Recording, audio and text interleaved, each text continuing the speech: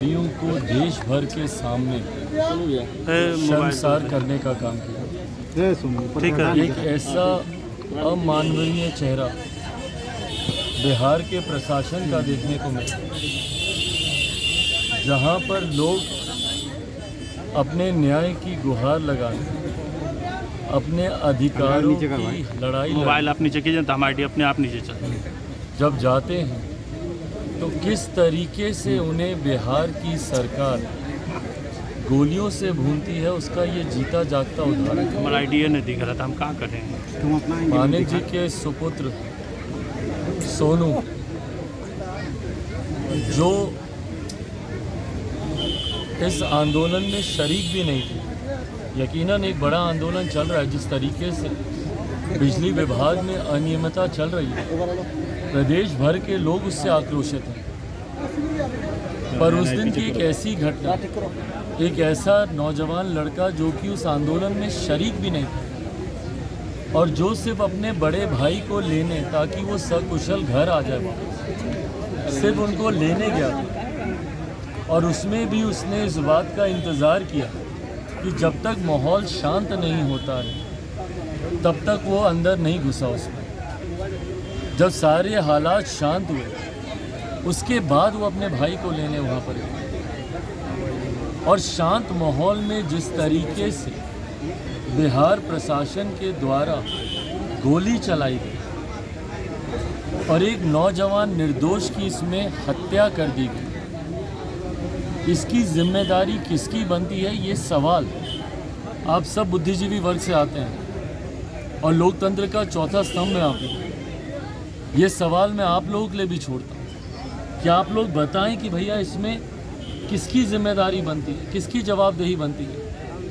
जब रक्षक ही भक्षक बन जाए, जिसके ऊपर जिम्मेदारी हो कानून व्यवस्था को सुचारू रूप से चलाने की, कानून व्यवस्था को बनाए रखने की, जब वही लोग निर्दोषों पर जब गोली चलाने लग जाएं तो भैया एक आम बिहारी कहाँ जाएगा, बताए ना।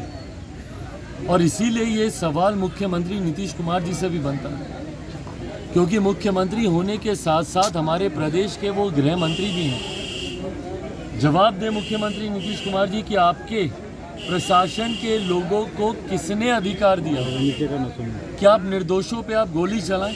प्रशासन ने तो वीडियो बार बार आप 90 के दशक को याद दिलाते थे और कहते थे कि भैया जंगल राज था।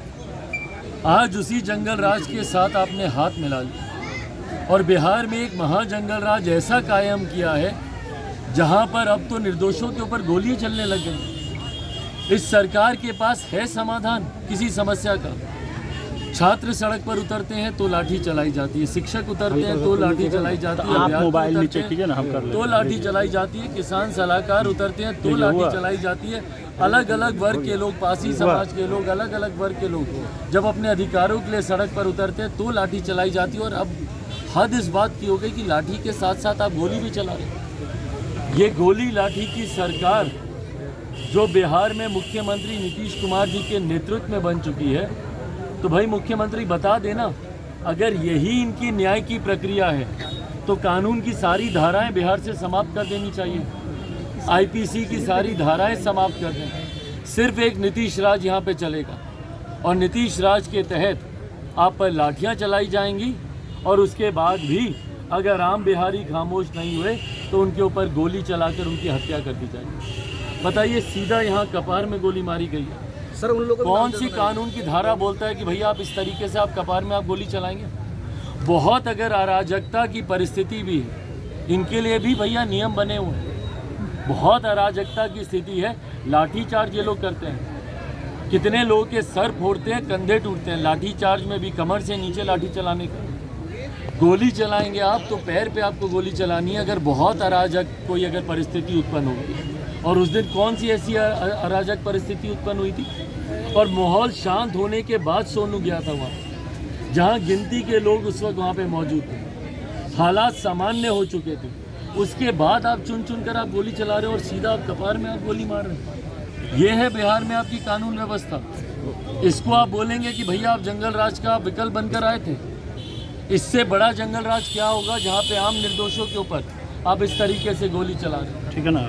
लोक जनशक्ति पार्टी मांग करती है नीतीश कुमार जी से कि भैया जो गया व्यक्ति उसको तो आप वापस नहीं ला सकते, पर कम से कम पीड़ित परिवार को न्याय तो दिलाएं, चिन्हित करें उन लोगों को, सीसीटीवी फुटेजेस आप रिकवर करें, ठीक है, लोगों के बयान लें, और सबसे पहले तो डराना धमकाना बंद करे स्थानीय प्रशासन। ये लिखित रूप में मैं मुख्यमंत्री जी से शिकायत करूंगा और स्थानीय एसपी महोदय से भी मैं मांग करता हूं कि आपके प्रशासन के लोग जो परिवार को डराने धमकाने का काम कर रहे हैं, अगर परिवार के किसी भी सदस्य पे कोई आँच आई इसके बाद तो उसका सीधा जिम्मेदार यहाँ का स्थानीय प्रशासन होगा।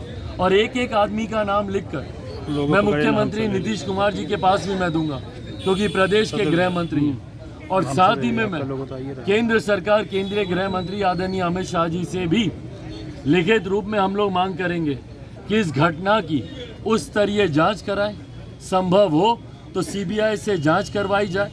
मुख्यमंत्री नीतीश कुमार जी से भी ये मांग करते हैं कि सीबीआई जांच की सिफारिश मुख्यमंत्री नीतीश कुमार करें, क्योंकि भैया प्रशासन पे भरोसा नहीं है, इनको अपने ही लोगों पे कार्रवाई करनी है, तो कैसे निष्पक्ष ये कार्रवाई करेंगे। हम समाप्त कर लें, बस 1 मिनट। कैसे ये लोग निष्पक्ष कार्रवाई करेंगे? इनको अपने गिरेबान में ही इनको कार्रवाई करनी है, अपने ही लोगों के ऊपर इनको कार्रवाई करनी है, तो ऐसे में कैसे निष्पक्ष जांच होगी। इसीलिए ये मांग लोक जनशक्ति पार्टी रामविलास करती है कि मुख्यमंत्री नीतीश कुमार जी सीबीआई जांच की सिफारिश करें। केंद्र सरकार से भी मैं यह आग्रह करूंगा कि स्वतः इसकी जांच करवाएं, उस स्तरीय इस पे जांच हो, और जितने भी दोषी अधिकारी हैं सख्त से सख्त कार्रवाई उन लोगों पर होनी चाहिए। घर का कमाने खाने वाला व्यक्ति जो आने वाले समय में इस परिवार के बुढ़ापे का सहारा बनता, वो परिवार का सदस्य गया, उचित मुआवजा परिवार को मिले। भाई कोई झांकने तक नहीं आया यहाँ पे। ये जिम्मेदारी है स्थानीय प्रशासन के लोगों की। कहाँ है भैया डीएम एसपी यहाँ के? क्यों नहीं आते वो परिवार के लोगों से मिलने? ये उंगली उन्हीं के ही प्रशासन के लोगों के ऊपर उठ रही है, तो क्यों मौन है यहाँ के लोग, यहाँ के प्रशासन के लोग क्यों खामोश है भैया? किस बात का डर है उन लोगों को आने से?